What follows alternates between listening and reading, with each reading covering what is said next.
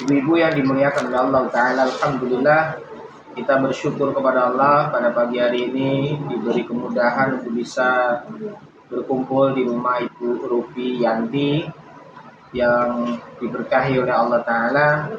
Moga-moga kita semuanya selalu dalam keadaan sehat walafiat. Bagi yang sakit kita doakan moga-moga diangkat sakitnya, diluputkan dosa-dosanya, diberi kesembuhan oleh Allah Ta'ala. Ibu-ibu yang dimuliakan Allah, kita lanjutkan kajian kita sampai ke halaman bab tentang zakat dan sedekah. Puasa sudah selesai. Sekarang nomor 60.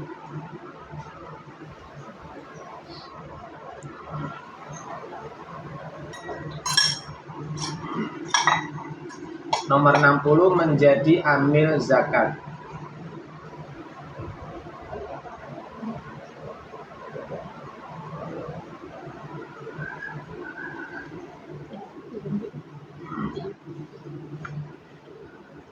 Dicatat ya, amil yang bekerja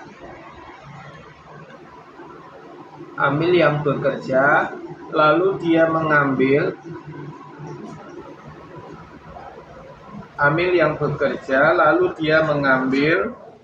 dan memberi dengan benar.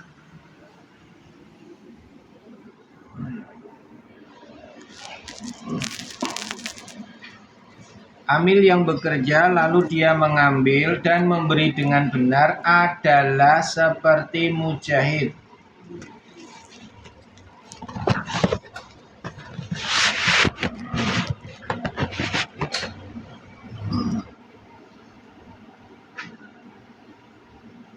Amil yang bekerja lalu dia mengambil dan memberi dengan benar adalah seperti mujahid di jalan Allah,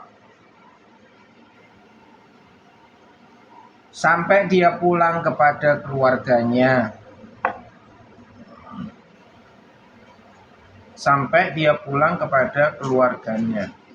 Hadis riwayat Tabrani. Jadi itu disebut hadis ya Ustaz ya? Hadis ya. Hadis riwayat Tabrani.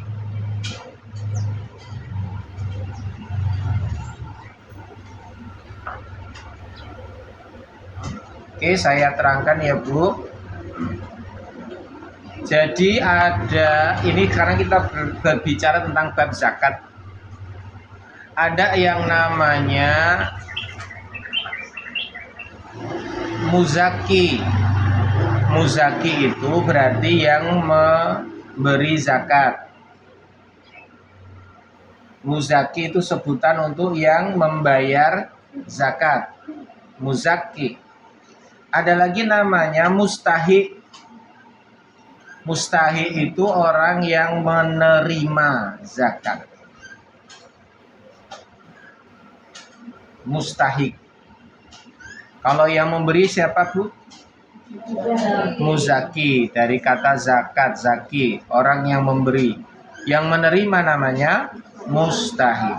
Nah, ada di antara mereka ini namanya amil. Amil itu artinya petugas.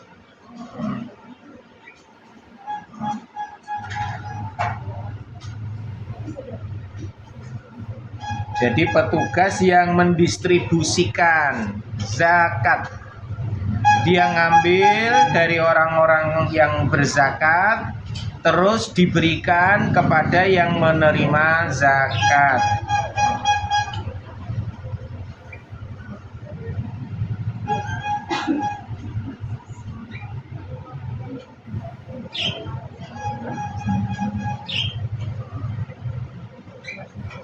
Nah Bu, di tempat kita ini kadang-kadang penamaan amil salah kaprah. Maksudnya bagaimana? Di tempat kita itu ada namanya panitia zakat. Ada namanya amil zakat. Apa bedanya? Kalau panitia zakat itu dibentuk oleh masyarakat, dibentuk oleh apa namanya itu ya masjid lah atau takmir. Tapi kalau amil itu harus diangkat penguasa. Diangkat penguasa itu berarti ditunjuk amil zakat. Jadi amil zakat itu petugas resmi, ditunjuk oleh penguasa, oleh pemerintah kalau sekarang kita ya. Jadi amil zakat itu ditunjuk oleh pemerintah, dibentuk oleh pemerintah. Jadi ono seleksi ini, ono pendaftarannya, terus ono ya jenenge pengangkatannya dan seterusnya. Nah itu amil. Nah sekarang di masyarakat kita salah kaprah. Kadang-kadang panitia zakat yang masjid disebut amil zakat, padahal beda. Jadi panitia zakat itu gampangnya gini ya Bu. Panitia zakat itu kepanjangan muzaki. Muzaki itu yang berzakat. Contoh, Ibu panitia zakat neng masjid Muhajirin. Lah saya mau zakat lewat masjid. Karena aku ndak bisa ngasih langsung ke orang-orang yang berhak, namanya mustahik, tak titip ke masjid. Lah ning masjid ki ono takmire. Lah takmire ngongkon iya. Bu, Pak, aku njaluk tulung ya iki zakate keluargaku, minta tulung dibagike. Nah, iki jenenge panitia. Panitia ini kepanjangan tangan muzaki. Kepanjangan tangan muzaki itu artinya ya kita meminta bantuan untuk disalurkan, jelas ya. Itu namanya panitia zakat. Lah nek amil zakat itu beda. Amil zakat itu petugas. Jadi dia datang ke rumah-rumah, kalau enggak ya kita yang datang ke tempatnya dia, yaitu kayak ya kalau sekarang namanya kantornya ya. Nah, itu baru kemudian dia yang mendistribusikan. Nah, dia mewakili pemerintah, berarti mewakili penguasa. Kenapa ini beda, Bu? Karena berkaitan dengan haknya. Contoh, siapa saja mustahi yang berhak mendapat zakat. Nah, ini penting catat. Mustahi itu yang berhak mendapat zakat sebagaimana dalam surat At-Taubah ayat 60 yang disebut dengan 8 asnaf. 8 asnaf, 8 golongan yang berhak mendapat zakat. 1 fakir. 1 yang fakir gitu ya Ustaz ya. Mustahi itu yang terima zakat. Nomor 1 fakir. Nomor 2 miskin. Fakir dan miskin ini dipisahkan, Bu. Fakir sendiri, miskin sendiri. Apa bedanya? Nah ini ya Bu, dicatat baik-baik. Sering dengar ya, fakir, miskin. Ternyata beda orang miskin sama orang fakir. Fakir adalah orang yang tidak memiliki pekerjaan dan tidak mampu. Jadi wong pengangguran, istilahnya begitu.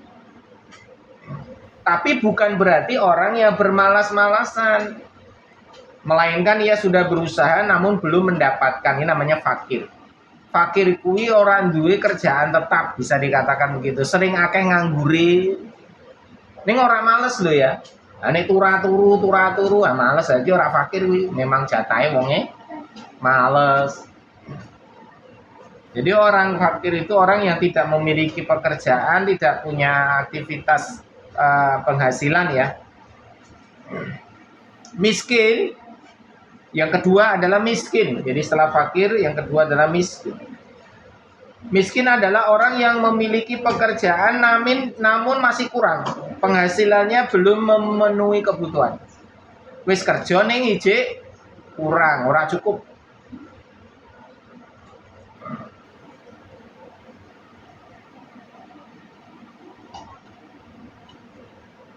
Jadi misalkan penghasilannya itu 100.000 ya Bu, tapi sing ditanggung wonge ono papat, lah nek dihitung-hitung entek iki 200.000 ya berarti kan kurang.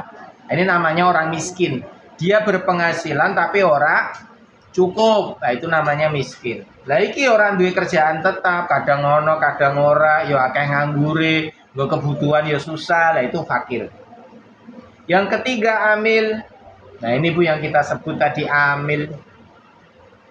Yang berhak mendapat zakat adalah amil, yaitu pihak yang bertanggung jawab atas pengelolaan zakat.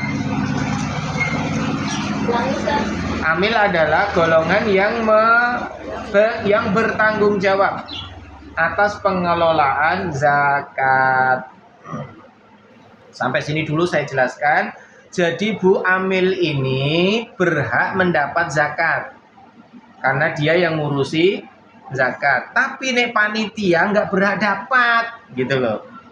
Nah seringkali di masyarakat, yang saya karena ibu-ibu ra pernah ngurus iki, makanya saya kasih tahu. Kadang-kadang di masjid-masjid yang ada panitia zakat, mereka tuh mengambil bagian. Alasannya mereka amil zakat. Padahal mereka ini bukan amil tapi panitia. Nah ini panitia kepanjangan tangan orang yang berzakat. Dan ini amil memang itu petugas resmi. Nah dia boleh ngambil, jelas ya Bu ya. Ya salah lah, kalau ngambil ya dosa. Apa? Bukan haknya diambil, itu haram, dosa itu.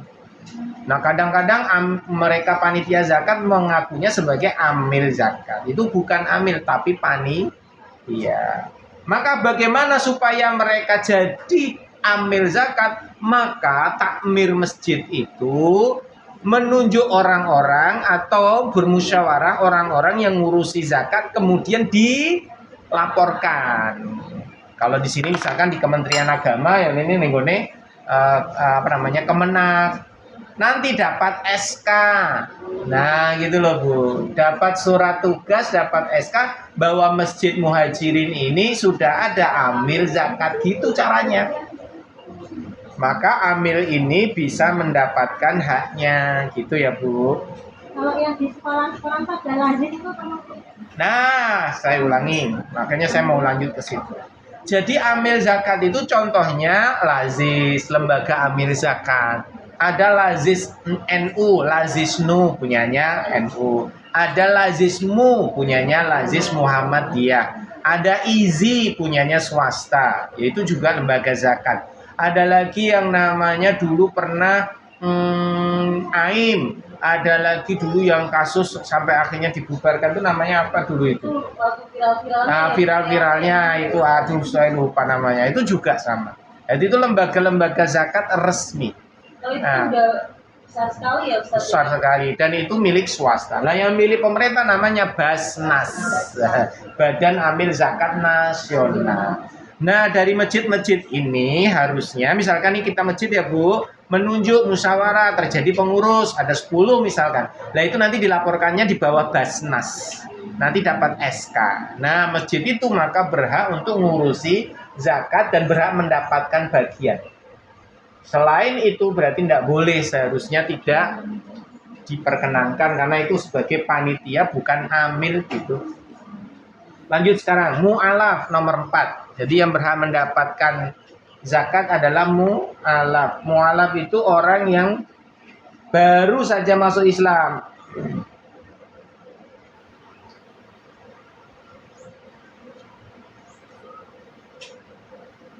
Jadi biasanya orang-orang mu'alaf ini setelah masuk Islam kadang-kadang meninggalkan harta mereka, meninggalkan keluarga mereka. Jadi akhirnya ya jatuh miskin lah.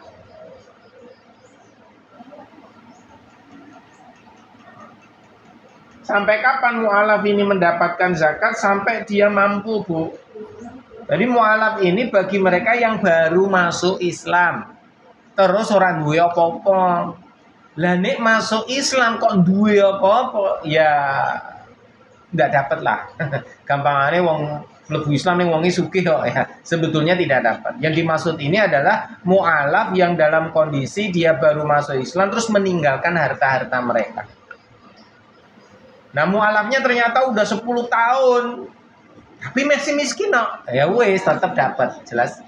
Tapi sebutannya bukan lagi mu'alaf, tapi sudah masuk fakir atau miskin. Karena mu'alaf itu sebutan untuk orang yang baru saja masuk Islam, itu namanya mu'alaf. Dan ini wis suwi orang disebut mu'alaf meneh.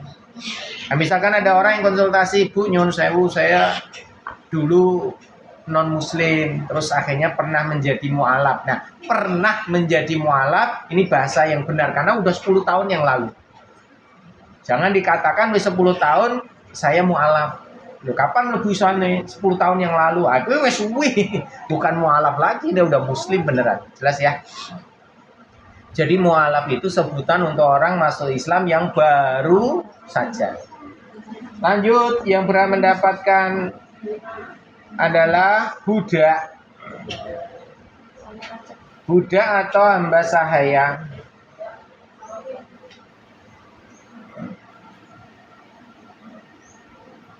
Budak ini kalau di zaman sekarang ada yang menisbatkannya ya koyo ART, Bu, asisten rumah tangga. Meskipun itu salah. Salah itu artinya budak ya budak. Asisten rumah tangga itu orang merdeka. Karena budak itu orang yang tidak merdeka.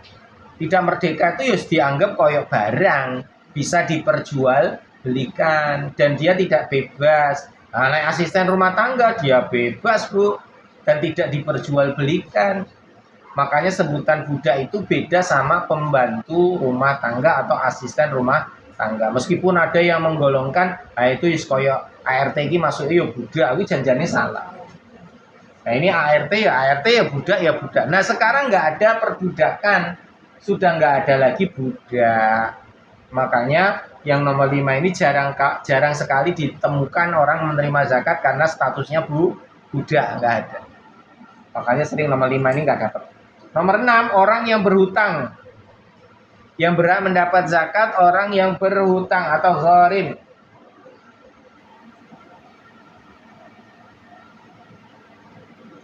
Di sini siapa yang punya hutang? Punya semua ya. Nah, termasuk gharim bukan? Nah, kan gitu ya. Gharim itu orang yang berhutang, tapi apakah berhak dapat zakat? Jawabannya dilihat kondisinya. Jika Bu berhutangnya karena kebutuhan, maka dia termasuk gharim yang berhak mendapat zakat. Tapi kalau dia berhutang karena keinginan, nah gue ra itu.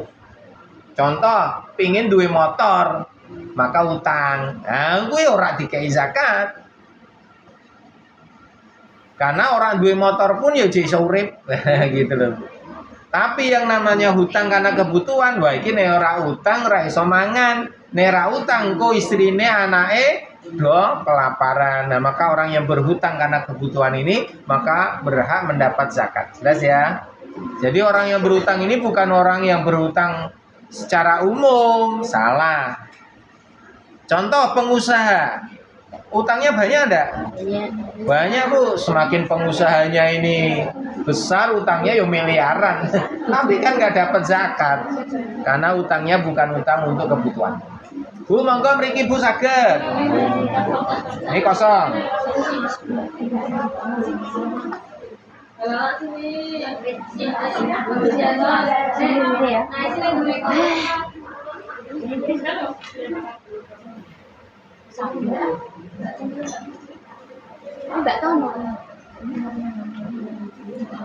Yang ketujuh, jihad fisabilillah atau jenenge Ibnu Sabil.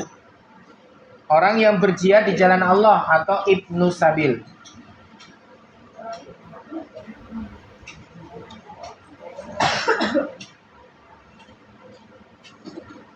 Ibnu Sabil atau orang yang berjuang di jalan Allah di zaman dulu itu para mujahid, orang yang berperang. Nah sekarang karena jarang ada perang, maka siapa saja yang berjuang untuk agama. Contohnya para santri, guru-guru ngaji. Nah ini masuk dalam kategori Ibnu Sabil atau orang yang berjihad.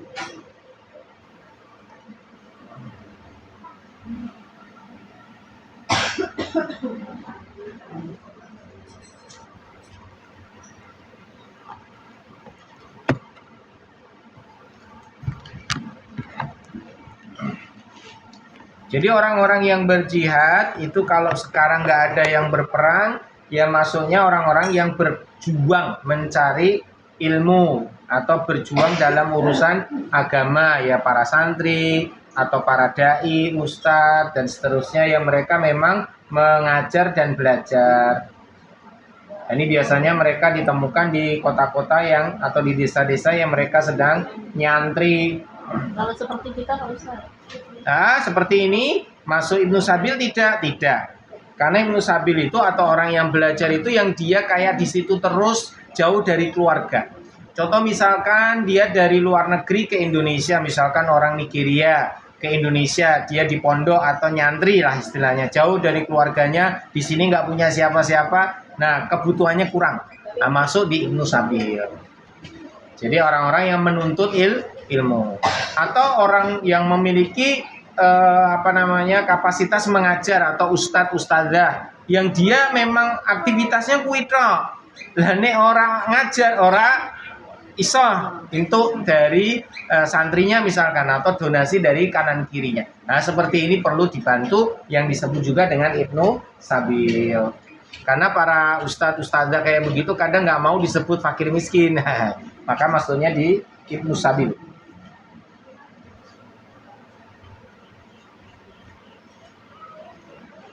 Yang terakhir tadi fi sabilillah ya. Yang berikutnya adalah musafir.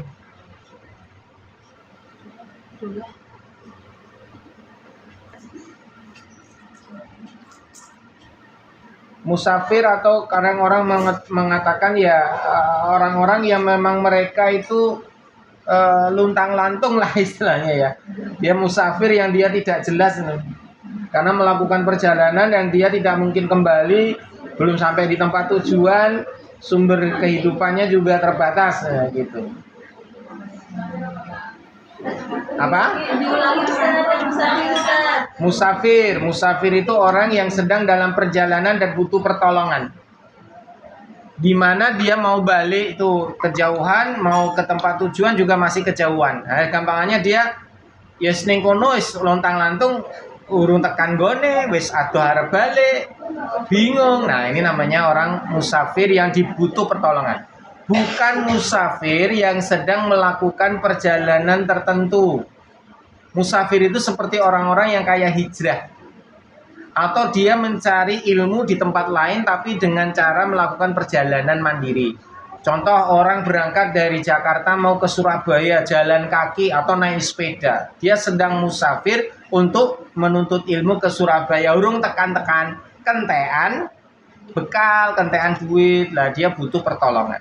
Nah ini seperti ini berhak mendapat zakat. Pas wayahe ono zakat fitrah dia dapat karena musafir. Saya ulangi ya Bu. Jadi kalau pas ada wayai pembagian zakat, dia pas memang saat itu sedang safar, ya wis ning masjid kuwi dene istirahat mau melanjutkan perjalanan KI. Karena dia termasuk safar. Yang memang safarnya dia kesulitan. Kesulitan ki gampangane bekale wis cepet lah. Makanya mampir sik lah istirahat sik. Nah, beda dengan safar orang biasa yang misalkan dia mau ke mudik ke pulang kampung. Nah, mampir neng rest area, nah itu sedang safar, tapi bukan safar yang dimaksud ini, jelas ya. Wong dia orang kekurangan kok. Dan di tempat tujuannya dia udah dekat, gampangnya udah hitungan jam ya wis tekan. Balik ya iso. Nah, ini musafir yang seperti ini zaman dulu jalan kaki, nah itu kesulitan. Nah, kalau sekarang ya musafir bisa macam-macam, ada yang naik sepeda, ada yang naik angkot kehabisan. Nah, ini contoh. Masih ingat ada kisah orang Papua Bu mencari Ustadz Faizar di Sokaraja Purbalingga. Dari Papua mampir naik kapal ke Ambon, dari Ambon sampai ke Surabaya, Surabaya sampai ke Jawa Tengah, ke Jawa Tengah ke Sokaraja itu butuh waktu berminggu-minggu. Kenapa? Karena uangnya yang dia bawa 30 juta itu dicuri, dibegal di Ambon. Akhirnya sang ibu dengan membawa gendong anaknya ini kemana-mana dia kesulitan karena kehabisan ongkos. Akhirnya dibantu oleh orang-orang di Ambon, dia bisa naik kapal sampai ke Surabaya. Lah, sampai di Surabaya kehabisan. Akhirnya juga sama mencari-cari-cari, dapat lagi berangkat lagi sampai ke Sokara. Jadi pengalaman hidup dia mencari seorang tabib ya karena ingin menyembuhkan anaknya itu dari Papua. Tidak memiliki alat komunikasi yang memadai, hanya berbekal alamat saja. WeWeb diputar-putar sampai berminggu-minggu baru ketemu. Masya Allah. Nah, ini contoh orang semacam ini, orang yang sedang safar dan kehabisan bekal, nggak cukup. Nah, ini berhak mendapatkan zakat. Nah, sekarang pertanyaan, di masyarakat kita bagaimana? Lebih banyak yang dapat zakat atau yang membayar zakat? Halo? Membayar zakat. Mosok. Kalau zakat fitrah banyak yang membayar, tapi kalau zakat malah. Kenyataan Bu, ternyata wis diteni wae karena ibu nggak pernah jadi panitia zakat atau mungkin nggak pernah ngurusi ya Bu. Di masyarakat kita itu Bu, sekarang yang bayar zakat sedikit. Karena yang bayar zakat itu hanya orang-orang yang memiliki imannya bagus, imannya kuat. Lebih banyak mereka tidak peduli, seakan-akan bayar zakat itu padha wae karo umroh haji, ora apa-apa, ora mampu. Kalau enggak karena males. Ya koyos. Pak. Itu zakat mal atau bukan zakat fitrah. Beras itu. Beras. Yang harusnya wajib. Itu sudah banyak yang sekarang nggak zakat. Baru kaget ya. Ternyata di kampung semuanya ada bayar. Wah, bagus kalau jenengan Pak Suyanu bagus. Karena saya beberapa kali kunjungan itu banyak yang menceritakan. Contoh ya Bu, ini perumahan misalkan ya. Perumahan ini ada berapa kakak, wes sisa dihitung. Sing kemungkinan mustahil yang nerima ala sidik banget. Nah, kudune nek intok nek dihitung ya misalkan ya kebiau ya 2,5 kilo kan 2,5 kilo satu jiwa. Lah pengke sekian ribu jiwa yang ada di kompleks ini, kudune sekian ton. Nah, kan itu loh Bu. Nah, kenyataan ternyata separuh ora gitu. Jadi banyak yang nggak bayar. Bahkan kadang-kadang dicek sampai ke 1 RT aja. Itu sing bayar pira wis ketok. Nah, yang menerima wong jane yo sithik ya gitu. Nah, zakatnya di luar ya. Nah, ternyata sama aja Bu, sampai sana ya ora bayar. Karena zakat itu sekarang menjadi salah satu tanda kiamat, bahwa semakin dekat dengan kiamat, orang semakin jarang untuk menunaikan zakatnya. Dan ini memang sudah akhir zaman. Jadi kayak menyepelekan, nggak peduli. Padahal itu hanya setahun sekali, namanya juga zakat jiwa. Kita belum bicara zakat mal. Ane zakat mal, tambah luwe akeh meneh sing ora menunaikannya. Nah, zakat fitrah aja banyak yang mengabaikan. Nah, ini yang menjadi PR besar lah di masyarakat kita. Maka pernah Bu, saya itu kunjung di perumahan mana gitu besar, itu bolak-balik diumumkan yang masjid gitu, untuk segera bayar. Karena responnya ki angel, menggerakkan hati untuk bayar ku angel pol gitu. Sampai doya-doya diumumkan terus. Padahal ya jelas orang mudik ya sing kono. Nah, ini kadang-kadang mereka kesadarannya kadang saya juga dicurhati sama panitia zakat itu di beberapa tempat, itu kadang yang mengeluhkan begitu. Tapi kan itu bicara iman, nggak boleh kita memaksakan. Karena bukan amiril mukminin. Dulu Bu, di zaman Abu Bakar As-Siddiq, setelah Rasulullah meninggal, itu kaum muslimin sebagian nggak mau bayar zakat. Dan karena Rasulullah sudah meninggal, mereka malas, mereka tidak mau bayar zakat. Akhirnya diperangi oleh Abu Bakar As-Siddiq. Sampai diperangi Bu.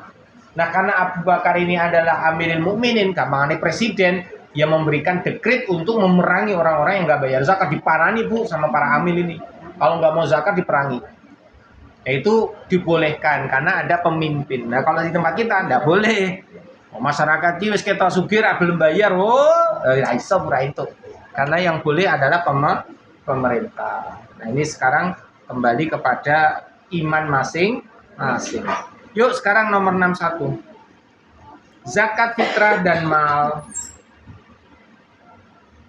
Zakat fitrah dan mal. Silakan dicatat. Rasulullah SAW telah memfardukan zakat fitrah. Telah memfardukan zakat fitrah untuk membersihkan orang yang puasa. Orang yang puasa dari perbuatan sia-sia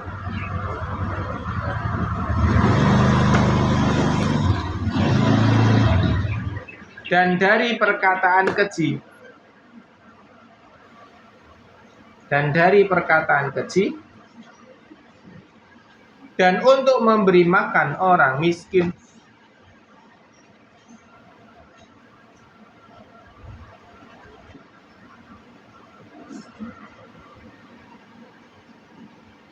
Nah, ini hadis juga dari Abu Dawud, Ibnu Majah. Ini dari Ibnu Abbas radhiyallahu an, yang beliau berkata Rasulullah telah memfardukan zakat fitrah untuk membersihkan orang yang puasa dari perbuatan sia-sia dan dari perkataan keji, dan untuk memberi makan orang miskin. Lanjutannya ya Bu, barang siapa mengeluarkannya sebelum sholat id, maka zakatnya diterima. Barang siapa membayar mengeluarkan sebelum sholat id, maka zakatnya diterima. Bagi yang mengeluarkan setelah sholat id, maka dihitung sedekah. Bukan zakat, tapi masuknya sedekah.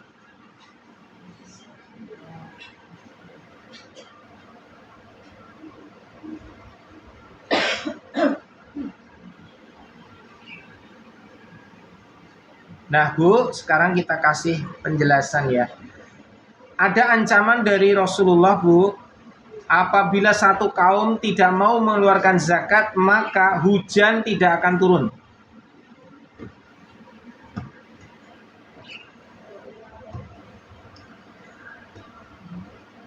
Disebutkan oleh Nabi, sekiranya bukan karena binatang ternak, niscaya mereka tidak diberi hujan. Jadi Bu, nek ono satu kaum ragu bayar zakat, Allah nggak mau menurunkan hujan sampai benar-benar tidak akan diturunkan. Tapi kasih sayang Allah tetap diturunkan sebagian karena adanya binatang-binatang ternak. Seandainya bukan karena binatang ternak, tidak akan diturunkan hujan bagi mereka yang tidak mau bayar zakat. Nah, makanya salah satu tanda kiamat ya besok tidak akan banyak turun hujan ya, karena banyaknya masyarakat yang sudah enggan bayar zakat. Ini ancamannya Bu, tidak akan diberkahi, tidak akan diturunkan hujan. Terus kemudian Bu, jika sekarang keutamaan zakatnya ya, zakat bisa meredam murka Allah. Artinya sedekah itu bisa memadamkan murkanya Allah dan mencegah dari mati yang jelek.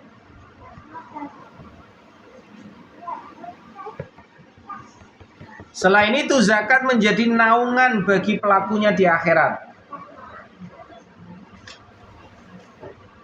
Saya ulangi ya Bu, jadi sedekah atau zakat pun, zakat atau zakat sedekah itu bisa satu memadamkan murka Allah, yang kedua mencegah dari kematian yang buruk atau yang jelek, yang ketiga menjadi naungan kelak di akhirat. Di akhirat itu maksudnya ya menjadi naungan di padang mahsyar.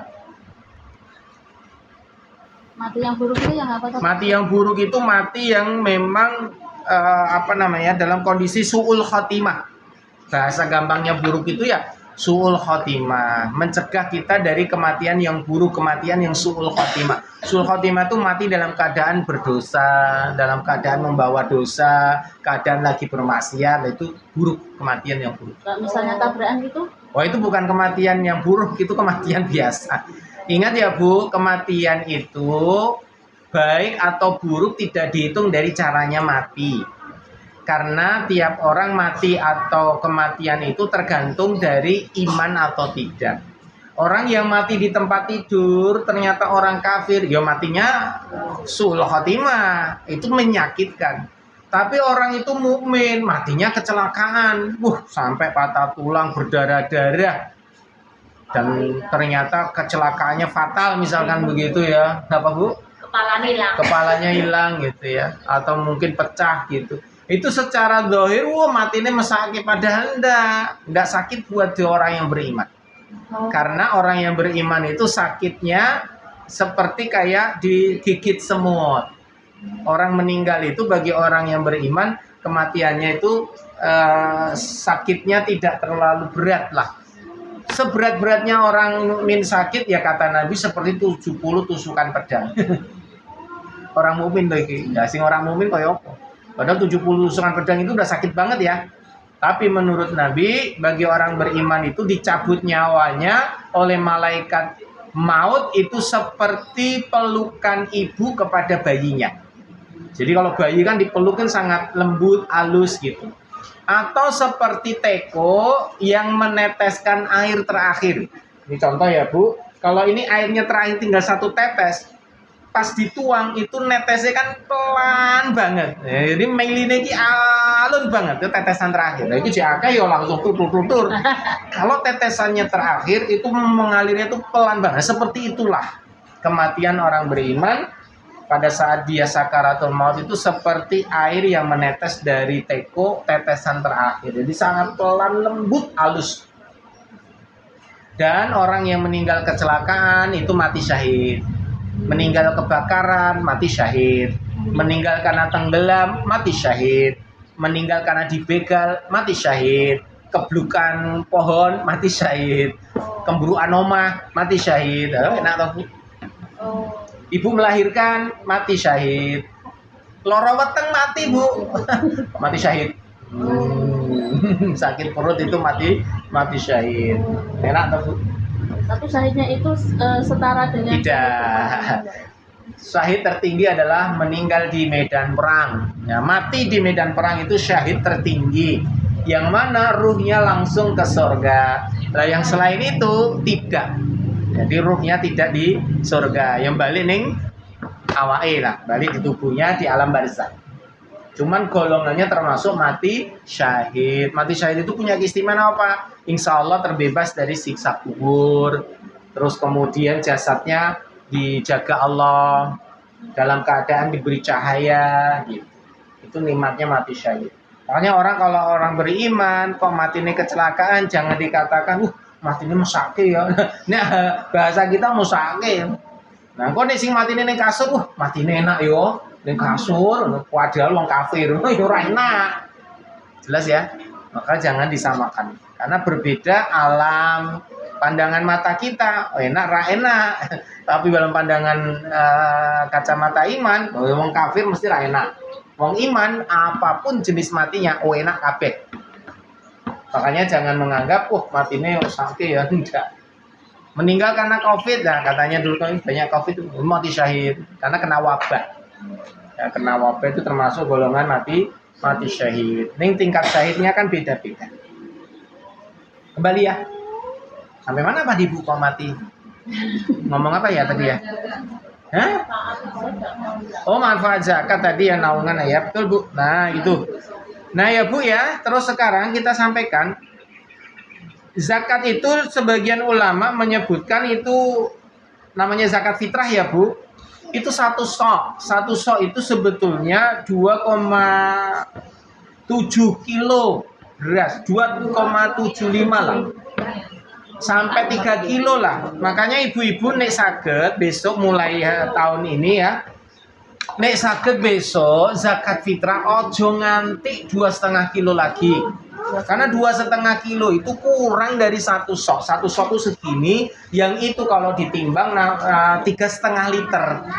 3,5 liter itu hitungan kilonya ya 2,7 atau 2,75. Makanya ibu pengen aman, tambahi sithik rada anget 3 kilo. Jadi nek zakat fitrah hitungannya 3 kilogram beras. Ojo nganti 2,5 lagi. Wah, wis suwi banget. 2,5 terus. Sekarang udah belajar wis ngerti, ojo nganti diulang meneh. Ya. Oh nek bojone ngomong, "Lho, biasanya 2,5." Tambahi Mas. Karena itu menurut ulama ya seperti itu. Kadang-kadang manusia hari ini kadang ya golek sing sithik. Padahal semakin banyak semakin bagus. Nah, Ibu kalau punya zakat berupa bahan pokoknya beras ya beras. Kalau di tempat lain gandum ya gandum, kan sesuai daerah masing-masing. Indonesia beras ya beras. Di Eropa gandum ya gandum, sesuai bahan pokok. Dan Bu, kalau zakat fitrah bentuknya ya juga bahan pokok, ojo duit. Nek ibu ngeki duit kayak gini ning panitia. Nah panitia sing ngecake dadi beras. Ingat ya Bu, nek zakat mal kudu harta. Nek zakat fitrah kudu bahan pokok. Beras ya beras. Ya. Lah nek ibu orang duwe beras, wong aku urung sempet tuku ya duit. Ora sempet nukoke kayak panitia. Pak, saya titip buat zakat fitrah untuk 4 orang. Nah, 3 kilogram beras berapa, Bu? 1 kilo berapa saiki? 15. Ya, 15 kali 3 berarti piro? 45.000. Ya wis bulatke wae 50 nah. Nah, 50 ping 4 ya 200.000. Nah, nanti panitia membelikan beras yang terbaik untuk para mustahik tadi. Nah, jadi panitia itu tugasnya membelikan dulu. Nanti habis itu baru dibagikan. Bentuknya ya beras, makan pokok. Nek zakat mal ya bentuknya duit. Nek zakat mal bentuknya duit, lah nanti pada saat dikasihkan biasanya untuk ditambahkan. Contoh ini yang dapat ya mustahik dikasih beras, kasih duit. Lah duit itu dari zakat mal itu loh. Gitu, Bu. Nah ini kalau panitianya bagus, ya berarti menjalankan dengan baik amanah. Kadang-kadang ya ora wis canda ngumpulke duit kayak duit. Sampai ada yang wis kayak mentahane wae ra wis. Loh jangan, nggak boleh, itu menyalahi yang difardukan ya. Karena zakat itu tidak sama dengan sedekah. Kalau kita berikan sama yang bersangkutan langsung nggak apa-apa? Boleh banget. Nah, Bu, zakat itu sebetulnya kewajiban kita untuk diberikan langsung kepada mustahik. Nah, adanya panitia atau amil jika kita kesulitan golek sak kampung angel men dong, golek luar kampung kok ya bingung lah, wis repot wis. Nah, kecuali Ibu udah tahu, oh Mbah Bejo ketoke kudu ki berhak mendapat. Ya Ibu kayak langsung Mbah Bejo kowe wis bayar zakat. Syaratnya sebelum sholat Id. Nek bar sholat Id Ibu munjung-munjung ngei sekalian zakat, nah itu ndak boleh. Kalau misalnya Ramadan ke Boleh, 15 atau boleh. ke 12. Ramadan pertama ya boleh. Sing penting dibayarkannya mulai masuk bulan Ramadan. Misalkan bulannya jadi Syaban, aku tak bayar zakat saya. Lu itu. Karena tadi hadisnya zakat itu untuk apa? Membersihkan orang-orang yang puasa tapi masih menanggung dosa karena kejelekan lesannya. Mereka yang saat puasa, contoh tadi ya, dia mengucapkan kalimat-kalimat yang apa? Nah, kalimat-kalimat yang tidak baik tadi loh, Bu. Jadi mereka yang mengatakan perbuatan keji atau yang sia-sia, nah itu membersihkan itu dengan zakat. Ada lagi di hadis yang lain, tapi di sini tidak disebutkan, zakat itu untuk menyempurnakan puasa. Jadi puasanya orang gantung. Siapa yang puasa kok tidak menunaikan zakat, maka puasanya gantung di langit ini, belum dilaporkan Allah. Selama belum bayar zakat nih, selama 1 bulan ini puasanya nggak nyampe ke Allah. Pahalanya gampangannya belum dikasih, laporannya tertahan. Karena syaratnya harus dipenuhi zakatnya. Kecuali dia tidak mampu loh ya.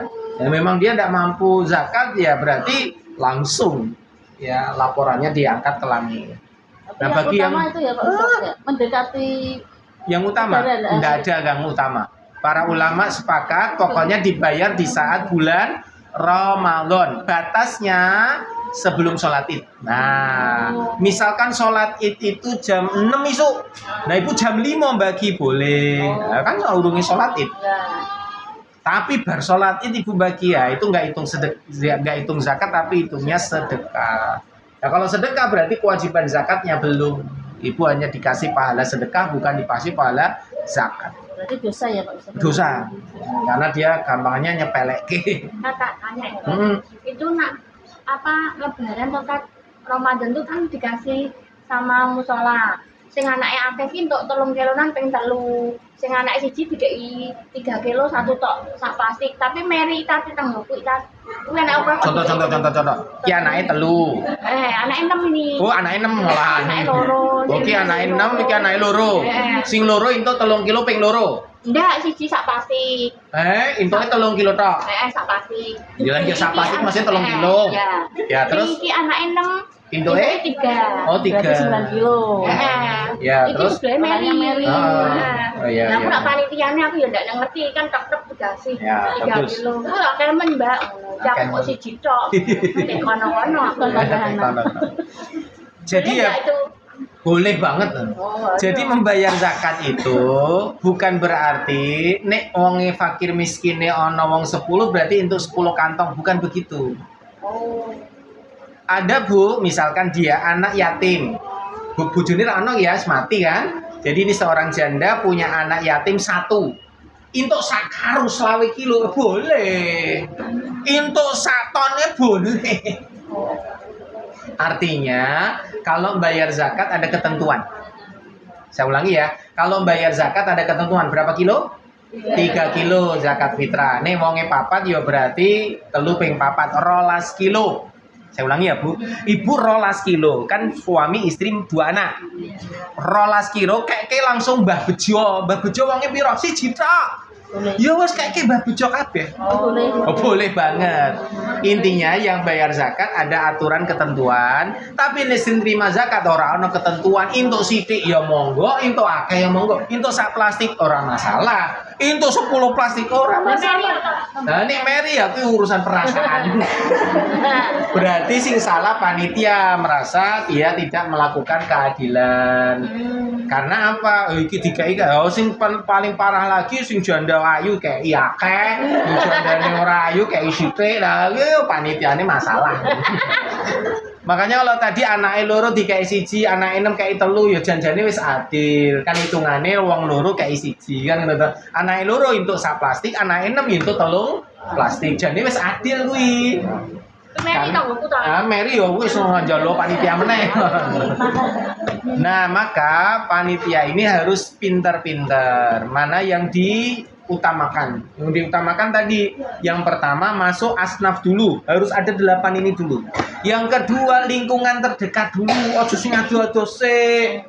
Ono panitia yayasan yatim piatu njaluk. Dari pesantren di njaluk kuwi sik sing dikeki lho tanggone wae sik kurang-kurang nah gitu ya. Maka prioritas harus tetangga-tetangga masjid situ yang dekat atau masyarakat situ. Nek wis rampung baru mundur lebih jauh lagi.